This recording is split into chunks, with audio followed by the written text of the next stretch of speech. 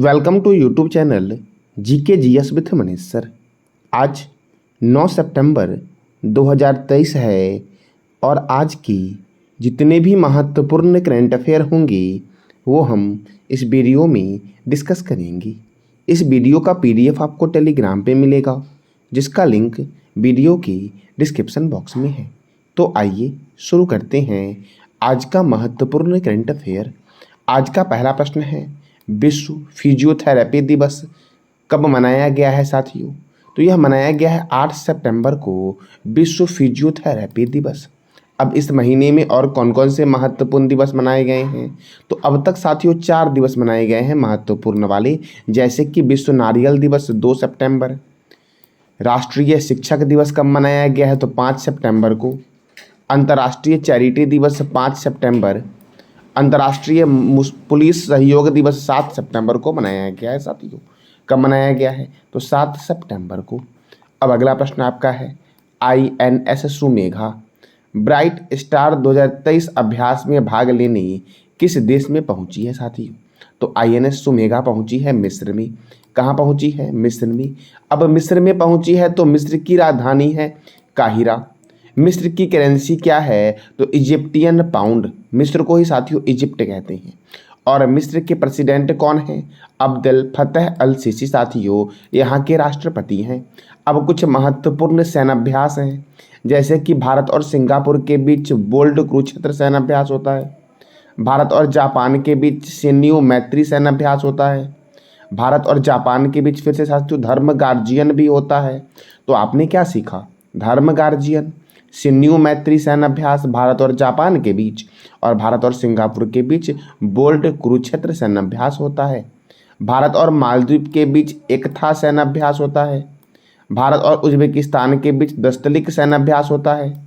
भारत और जापान के बीच वीर गार्जियन सैन्याभ्यास होता है। भारत और फ्रांस के बीच साथियों वरुण और गरुड़ दोनों होता है भारत और फ्रांस के बीच। भारत और कजाकिस्तान के बीच काजिंद सैन्याभ्यास होता है। भारत और ओमान के बीच साथियों नसीम अल बहर सैन्याभ्यास होता है। भारत और मलेशिया के बीच हरिमौ शक्ति सैन्याभ्यास होता है। कौन सा? हरिमौ शक्ति सैन्याभ्यास भारत और मलेशिया के बीच होता है। भारत और ऑस्ट्रेलिया के बीच ऑस्ट्रा हिंद होता है। भारत और इंडोनेशिया के बीच गरुड़ शक्ति सैन्याभ्यास जो होता है ये भारत और इंडोनेशिया के बीच होता है। भारत और अमेरिका के बीच टाइगर ट्रम्प सैन्याभ्यास जो होता है ये भारत और अमेरिका के बीच होता है। वज्र प्रहार सैन्याभ्यास भारत और अमेरिका के बीच होता है। उदार शक्ति सैन्याभ्यास भारत और मलेशिया के बीच होता है। और अलनगा सैन्याभ्यास जो होता है ये भारत और ओमान के बीच होता है। तो साथियों आपको बताना है कमेंट बॉक्स में कि हैंड इन हैंड सैन्याभ्यास जो होता है ये भारत का किस देश के साथ होता है। अगला प्रश्न आपका है, पहली जायद चैरिटी मैराथन 2024 की मेजबानी कौन सा राज्य करेगा साथियों? तो पहली जायद चैरिटी मैराथन की मेजबानी करेगा केरल। कौन करेगा? केरल साथियों, जो भारत का सबसे साक्षर राज्य है केरल, तो केरल करेगा साथियों। देखो केरल से क्या प्रश्न बनता है आपका एग्जाम के पॉइंट ऑफ व्यू से कि केरल की राजधानी है तिरुवनंतपुरम, केरल के गवर्नर हैं आरिफ मोहम्मद खान, केरल के मुख्यमंत्री हैं पिनरई विजयन, केरल में राज्यसभा 9 है और लोकसभा 20 है, पराम्बिकुलम नेशनल पार्क और पेरियार नेशनल पार्क कहाँ पर है? केरल में साथियों। देखो के-फोन प्रोजेक्ट की शुरुआत केरल ने की है और खाद्य सुरक्षा सूचकांक 2023 में प्रथम जो आया है वो केरल ही आया है साथियों। अगला प्रश्न आपका है, किस राज्य में पोइला बैसाख मनाया जाएगा साथियों? तो पश्चिम बंगाल में साथियों मनाया जाएगा ये पोइला बैसाख साथियों। और पश्चिम बंगाल में साथियों मनाया जाएगा तो देखो पोइला बैसाख को साथियों बांग्ला दिवस के रूप में भी मनाते हैं साथियों। किस रूप में मनाते हैं? तो बांग्ला दिवस के रूप में। अब यह मनाते हैं पश्चिम बंगाल में साथियों। तो देखो वेस्ट बंगाल की राजधानी है कोलकाता, वेस्ट बंगाल के गवर्नर हैं CB आनंद बोस, वेस्ट बंगाल के मुख्यमंत्री हैं ममता बनर्जी। यहाँ पर लोकसभा सीट 42 है और राज्यसभा सीट 16 है साथियों। साथियों यहाँ से प्रश्न बनता है, राज्यसभा का वर्णन जो है वो अनुच्छेद 80 में है और लोकसभा का जो वर्णन है वो अनुच्छेद 81 में है साथियों। तो ढोल उत्सव कहाँ होता है? पश्चिम बंगाल में। बुक्सा राष्ट्रीय उद्यान, सिंगलीला राष्ट्रीय उद्यान और सुंदरबन राष्ट्रीय उद्यान पश्चिम बंगाल में है साथियों। सुंदरबन नेशनल पार्क भी कहाँ है? तो पश्चिम बंगाल में साथियों। सिंगलीला है पश्चिम बंगाल में और बुक्सा है साथियों पश्चिम बंगाल में। अगला प्रश्न आपका है, किस राज्य के सलेम सागो को जीआई टैग दिया गया? सलेम सागो साथियों साबूदाना है, तो सलेम सागो साबूदाना को किस राज्य का साथियों है जिसे जीआई टैग अर्थात जियोग्राफिकल आइडेंटिफिकेशन दिया गया है? तो तमिलनाडु का है साथियों सलेम सागो साबूदाना साथियों। अब तमिलनाडु का है तो तमिलनाडु के कुंभम अंगूर को भी जीआई टैग दिया गया था।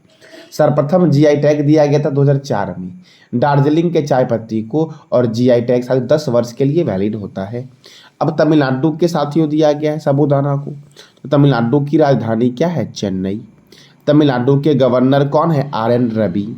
तमिलनाडु के मुख्यमंत्री कौन है? एम.के. स्टालिन।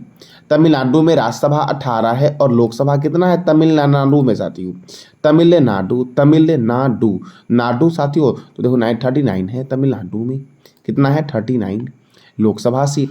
मेट्टूर बांध कावेरी रिवर पर तमिलनाडु में है। पिल्लूर बांध भवानी नदी पर तमिलनाडु में है। इंदिरा गांधी अभयारण्य, सत्यमंगलम टाइगर रिजर्व, मुद्दुमलई अभयारण्य कहाँ पर है? तमिलनाडु में।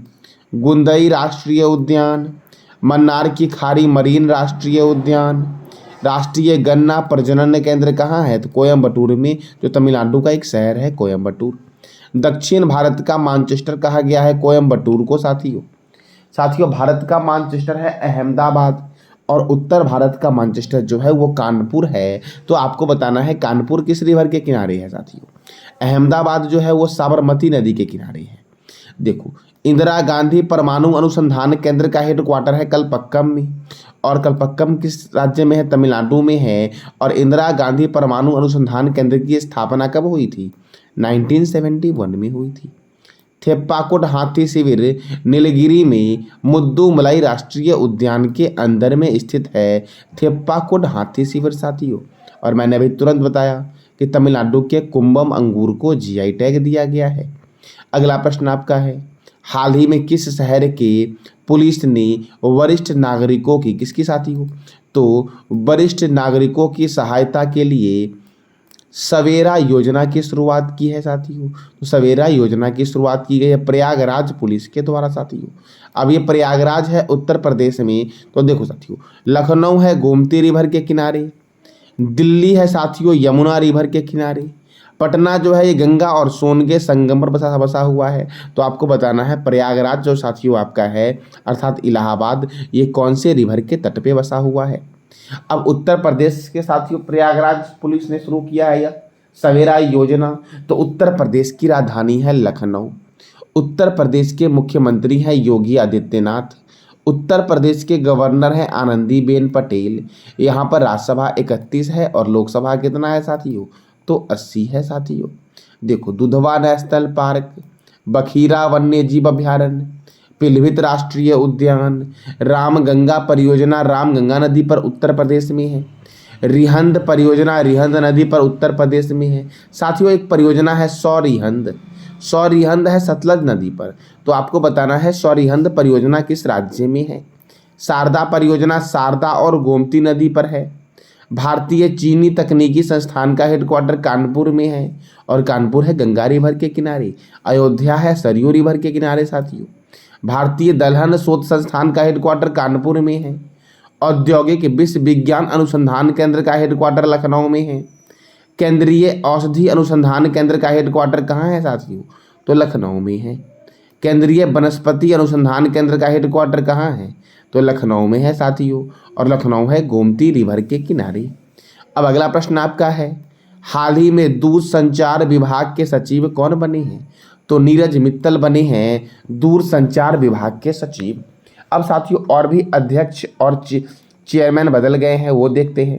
तो table tennis of India federation की पहली महिला अध्यक्ष बनी है मेघना अहलावत। रेलवे बोर्ड के अध्यक्ष और सीईओ साथियों पहली महिला जो बनी है वो जया वर्मा सिन्हा बनी है। नेस्कॉम के अध्यक्ष बने हैं राजेश नाम्बियार। प्रेस यूनिफॉर्मेशन ब्यूरो के अध्यक्ष बने हैं मनीष देसाई। केंद्रीय प्रत्यक्ष और सीमा शुल्क बोर्ड के नए अध्यक्ष बने हैं संजीव कुमार अग्रवाल साथियों। रेलवे सुरक्षा बल के महानिदेशक कौन बने हैं? मनोज यादव बने हैं। नाबार्ड के नए अध्यक्ष बने हैं साजी केवी। साथियों, नाबार्ड की स्थापना कब हुई थी, ये बताना है कमेंट बॉक्स में आपको। भारतीय तटरक्षक बल के 25वें महानिदेशक बने हैं राकेश पाल। हिंदू ग्रुप की नई अध्यक्ष कौन बनी है? निर्मला लक्ष्मण बनी हैं। अशोक लीलैंड के एमडी एंड सीईओ कौन बने हैं? सीनू अग्रवाल। बॉम्बे स्टॉक एक्सचेंज के एमडी एंड सीईओ बने हैं सुब्रमण्यम राममूर्ति। साथियों, बीएसई के एमडी एंड सीईओ कौन बने हैं? सुब्रमण्यम राममूर्ति। एलआईसी के नए चेयरमैन कौन बने हैं? सिद्धार्थ मोहंती। सीबीआई के नए निदेशक कौन बने हैं? प्रवीण सूद। ट्विटर के नए सीईओ कौन बने हैं? Linda Yaccarino. संघ लोक सेवा आयोग के अध्यक्ष कौन बने हैं? मनोज सोनी। भारतीय प्रतिस्पर्धा आयोग की पहली महिला चेयरपर्सन कौन बनी है? तो रवनीत कौर बनी है। साथियों, कौन बनी है? रवनीत कौर। यूको बैंक के एमडी कौन है? अश्वनी कुमार हैं। मौसम विज्ञान संगठन के नए अध्यक्ष कौन बने हैं? तो अब्दुल्ला अल मंडोस बने हैं। साथियों, अब अगला प्रश्न आपका है, हाल ही में किस देश ने मून स्नाइपर को HIIA रॉकेट से लॉन्च किया है? साथियों, तो HIIA से अपना चांद मिशन मून स्पाइनर जो लॉन्च किया है, स्नाइपर साथियों, मून स्नाइपर जो लॉन्च किया है वो लॉन्च किया है जापान ने। साथियों, अगर साथियों जापान चंद्रमा की सतह पर उतरने वाला प्रथम देश बनता है तो ये 5वां देश साथियों बनेगा। प्रथम नहीं बनेगा, ये 5वां बनेगा। पहला है अमेरिका, चौथा है अपना प्यारा देश भारत साथियों, और 5वां बन जाएगा इसकी सफलता के बाद कौन? तो जापान बन जाएगा। जापान की राजधानी है टोक्यो। जापान की करेंसी है जापानी येन। जापान के प्राइम मिनिस्टर कौन है? Fumio Kishida. साथियों, जापान के प्राइम मिनिस्टर है। जापान के संसद का नाम डाइट है। जापान का राष्ट्रीय चिन्ह है गुलदाउदी। जापान का राष्ट्रीय खेल है जूडो। और इंपीरियल पैलेस कहाँ है? टोक्यो में है साथियों, इंपीरियल पैलेस। साथियों, ये था आज का आपका महत्वपूर्ण करंट अफेयर। कल मैंने आपसे 3 प्रश्न किया था। डुरंड कप 2023 किसने जीता है? तो मोहन बगान सुपर जॉइंट ने जीता है। साथियों, दूसरा मैंने किया था इटालियन ग्रैंड प्रिक्स 2023 किसने जीता है? तो मैक्स वर्स्टैप्पन जो रेड बुल कंपनी के ड्राइवर हैं। साथियों, देखो मैक्स वर्स्टैप्पन साथियों बहुत सारे साथियों ग्रैंड प्रिक्स जीते हैं, जैसे कि Bahrain grand prix, Spanish grand prix, Hungarian grand prix किसने जीता है? तो मैक्स वर्स्टैप्पन ने जीता है। साथियों, देखो ये ऑस्ट्रेलियाई ग्रैंड प्रिक्स जीता है मैक्स वर्स्टैप्पन ने, और मियामी ग्रैंड प्रिक्स किसने जीता है? तो मैक्स वर्स्टैप्पन ने जीता है। साथियों, तीसरा मैंने प्रश्न किया था कि किस तारीख को लैंडर को प्रोपल्सन मॉड्यूल से सफलतापूर्वक अलग किया गया था? 17 अगस्त को। साथियों, आज का आपका 3 प्रश्न है जिसका जवाब देना है कमेंट बॉक्स में। रेलवे बोर्ड की पहली महिला अध्यक्ष कौन बनी है? दूसरा है पिलभित राष्ट्रीय उद्यान किस राज्य में स्थित है? और तीसरा है तमिलनाडु में लोकसभा सीट कितना है? तो इस तीनों प्रश्न का जवाब देना है आपको कमेंट बॉक्स में। ये था आज का आपका महत्वपूर्ण करंट अफेयर। जानकारी अच्छी लगी तो चैनल को लाइक करें, शेयर करें और सब्सक्राइब करें। धन्यवाद।